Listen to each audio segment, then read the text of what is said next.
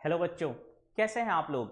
आज मैं आपको जो बताने जा रहा हूं वो क्या है कि मैनेजमेंट में कैसे हम अपना करियर बना सकते हैं। सो आइए डिस्कस करते हैं कि किस तरह से हम मैनेजमेंट में अगर हमें जाना है तो एक क्या क्या हमारे पास ऑप्शंस हैं।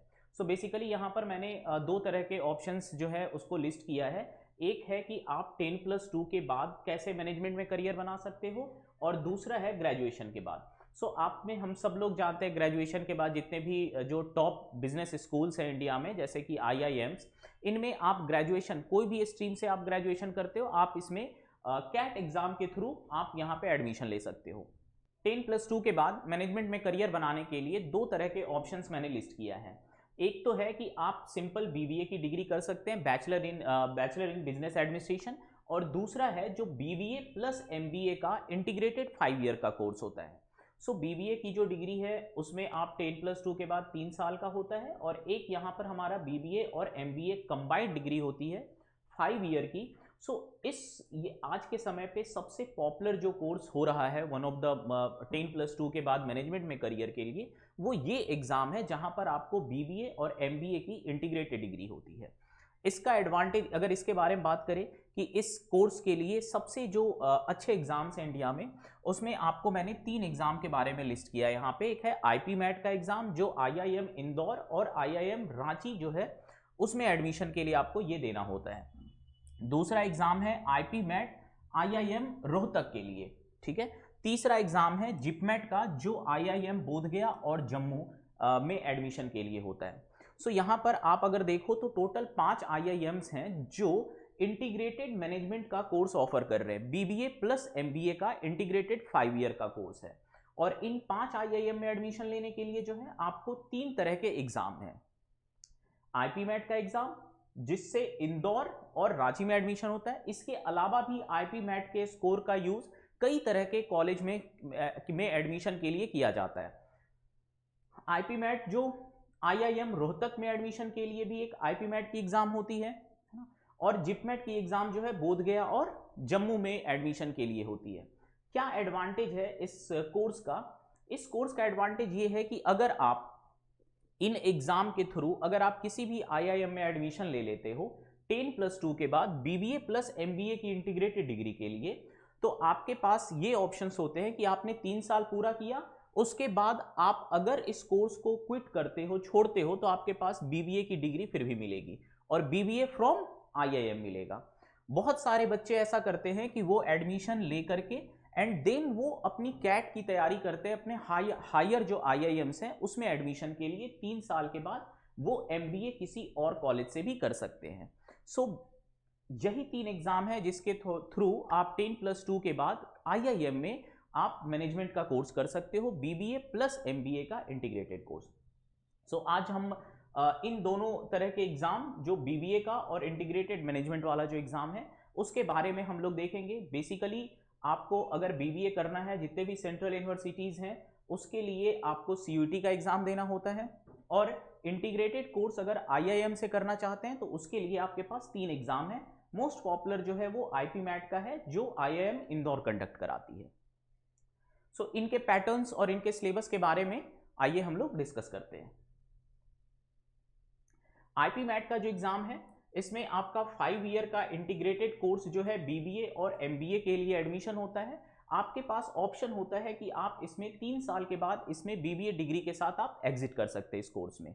आईआईएम इंदौर और आईआईएम रांची के अलावा भी जैसे आईआईएफटी काकीनाडा है और कई सारे अदर इंस्टीट्यूट हैं जो आईपी मैट के स्कोर का यूज करके अपने यहाँ के मैनेजमेंट कोर्स में एडमिशन देते हैं, है ना। और उसमें सबसे इंपॉर्टेंट एक कॉलेज है, आपने सुना होगा उसका, नालसर यूनिवर्सिटी हैदराबाद की।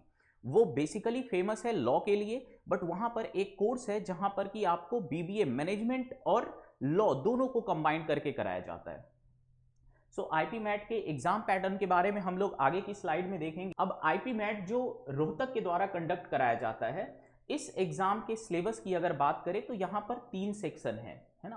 क्वांटिटेटिव एप्टीट्यूड, लॉजिकल रीजनिंग और वर्बल एबिलिटी, 3 सेक्शन है एप्टीट्यूड के जो कि मैथमेटिक्स का एप्लीकेशन होता है, लॉजिकल रीजनिंग और वर्बल एबिलिटी। वर्बल एबिलिटी में मोस्टली आपको इंग्लिश बेस्ड क्वेश्चन होते हैं और कॉम्प्रिहेंशन बेस्ड क्वेश्चन होते हैं। IIM रोहतक में एक और प्रोग्राम होता है, integrated program in law. Integrated program in law जो है, अगर कोई स्टूडेंट उसके लिए भी एडमिशन लेना चाहता है इंटीग्रेटेड प्रोग्राम इन लॉ में, सो वहां पर आपको एक लीगल रीजनिंग एडिशनल सब्जेक्ट्स देने होते हैं IIM रोहतक में।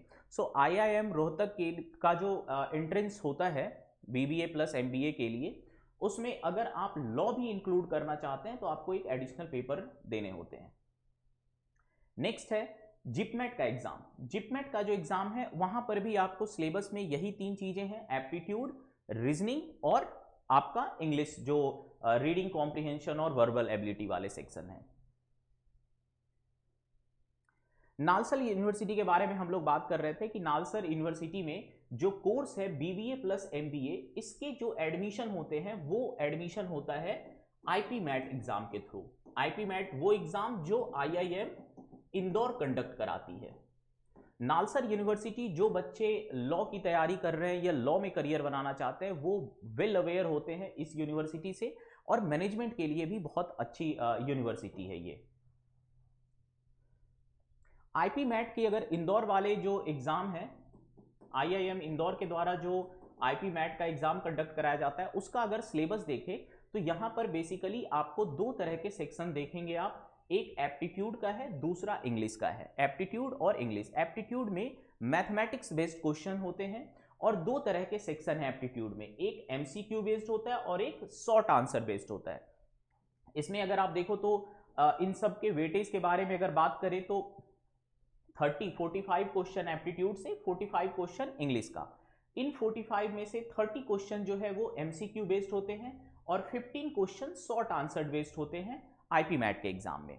सो इन एग्जाम पैटर्न के बारे में भी हम लोग आगे के वीडियो में डिस्कस करेंगे कि किस तरह से हम IPMAT के एग्जाम में और बेहतर और अच्छा रिजल्ट ला सकते हैं।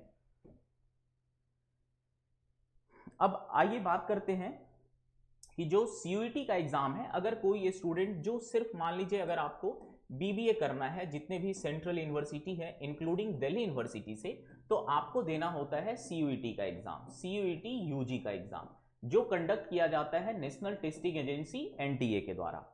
इसमें आपको जो CUET की एग्जाम है, आपको वेल अवेयर होंगे कि CUET के एग्जाम में 3 तरह के सेक्शन होते हैं। एक है लैंग्वेज सेक्शन जिसमें आपको इंग्लिश लेना है, दूसरा जो है वो जनरल टेस्ट का सेक्शन होता है। जनरल टेस्ट में बेसिकली अगर आप देखा जाए तो एप्टीट्यूड, रीजनिंग और जनरल अवेयरनेस के क्वेश्चंस आते हैं। और तीसरा जो सेक्शन है वो है डोमेन का सेक्शन। डोमेन के सेक्शन में उन पेपर्स होते हैं, वो सब्जेक्ट्स होते हैं जो आपने क्लास 12th में लिया था, है ना, मैथमेटिक्स हो गया या फिर ह्यूमैनिटीज, जो भी आपके डोमेन सब्जेक्ट्स हैं जो आपने 12th क्लास बोर्ड में आप दे रहे हो। सो इस CUET एग्जाम के थ्रू BBA के लिए one of the best university is Delhi university. इसके अलावा भी बहुत सारी यूनिवर्सिटी हैं जहां पर BBA की कोर्स है और एडमिशन CUET एग्जाम के थ्रू होता है। हर में किसी में इंग्लिश और जनरल टेस्ट एलिजिबिलिटी है, किसी में आपको कुछ एडिशनल सब्जेक्ट्स भी लेने होते हैं। दिल्ली यूनिवर्सिटी की अगर बात करूं तो 2 कोर्स है BBA का जो बहुत ही फेमस है। एक है BMS, bachelor in management science, नाम अलग है पर मिलता जुलता कोर्स है ना, नाम अलग है लेकिन सेम BBA जैसा ही कोर्स है। दूसरा एक कोर्स है दिल्ली यूनिवर्सिटी में BBA FIA, है ना, bachelor of business administration in financial investment analysis. इन दोनों कोर्स में एडमिशन लेने के लिए आपको क्या क्या सब्जेक्ट्स के एग्जाम देने हैं CUET में, तो एक तो है इंग्लिश, उसके बाद जनरल टेस्ट, और तीसरा जो है आपको mathematics as a domain subjects आपको इसमें लेने होते हैं। ये 3 सब्जेक्ट्स के बेसिस पर आपका एडमिशन दिल्ली यूनिवर्सिटी के BMS और BBA FIA में एडमिशन होता है।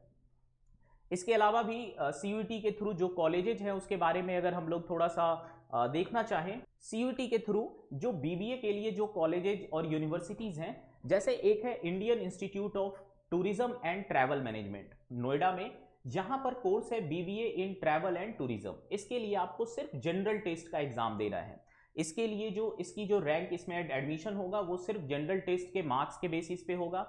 उसके बाद इंदिरा गांधी दिल्ली टेक्निकल यूनिवर्सिटी है ना, इसमें भी BBA की कोर्स है जिसके लिए आपको इंग्लिश और जनरल टेस्ट 2 सब्जेक्ट्स इसकी एलिजिबिलिटी है।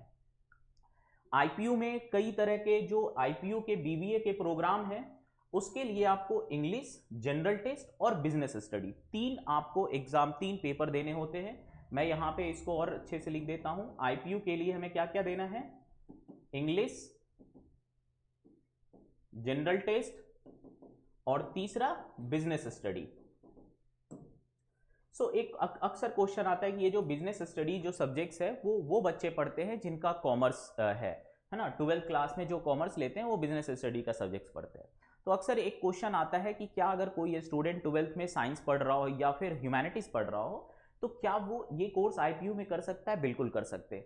आपको करना सिर्फ ये है कि आपको ये सब्जेक्ट्स की तैयारी करनी है और इस सब्जेक्ट्स का आपको पेपर देना है, और इन तीनों के, इंग्लिश, जनरल टेस्ट और बिजनेस स्टडी, तीनों के कंबाइंड जो रिजल्ट होगा, कंबाइंड मार्क्स जो होगा, उसके बेसिस पे आपको आईपीयू में एडमिशन मिलेंगे।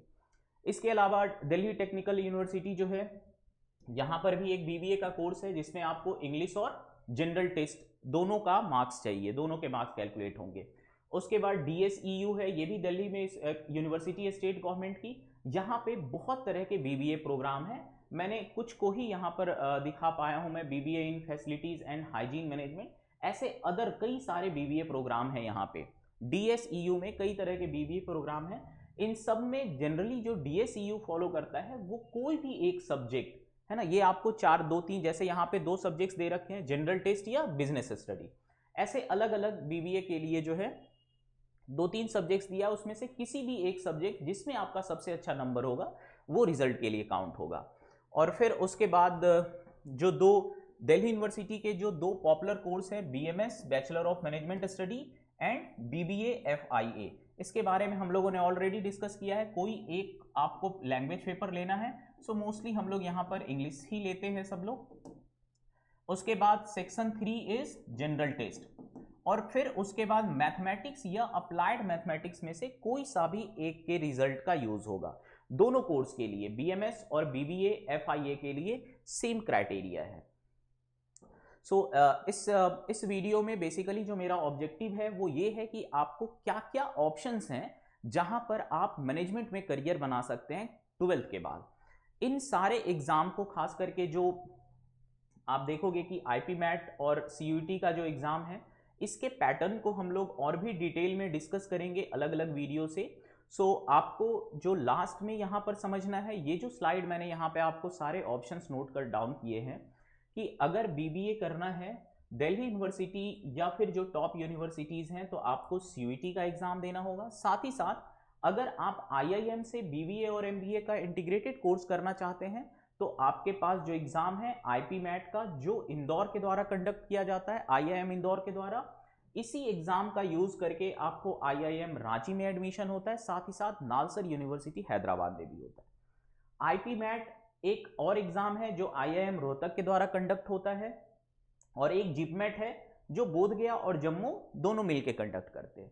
इन तीनों एग्जाम में बेसिकली अगर डिफरेंस की बात की जाए तो आईपी मैट का जो सिलेबस है इसमें आपको मैथ्स और इंग्लिश है, रीजनिंग वाला पार्ट, मैथ्स या एप्टीट्यूड कह लीजिए, रीजनिंग के क्वेश्चन आईपी मैट के एग्जाम में नहीं आते। लेकिन जब आईआईएम रोहतक और जिपमेट एग्जाम देखोगे तो अपार्ट फ्रॉम आईपी मैट आपको यहां पर रीजनिंग का भी पेपर सब्जेक्ट्स देना होगा, क्वेश्चन जो है उसके भी आपको देने पड़ेंगे। आप अगर कोई इसमें आईपी मैट का एग्जाम की तैयारी कर रहा है तो भी आप इन दोनों एग्जाम को भी जरूर भरें। आपको एक सब्जेक्ट जो एडिशनल करना पड़ेगा वो है रीजनिंग, जिसको आपको अलग से तैयारी करना पड़ेगा। तो आई होप कि ये वीडियो आप सब लोगों को बहुत अच्छा लगा होगा, और ऐसे ही जो सिलेबस है, जो करियर ऑप्शंस हैं, है ना, क्लास 12 के बाद या फिर ग्रेजुएशन के बाद, कई सारे वीडियो मैं लेकर के आता रहूँगा। Thank you very much.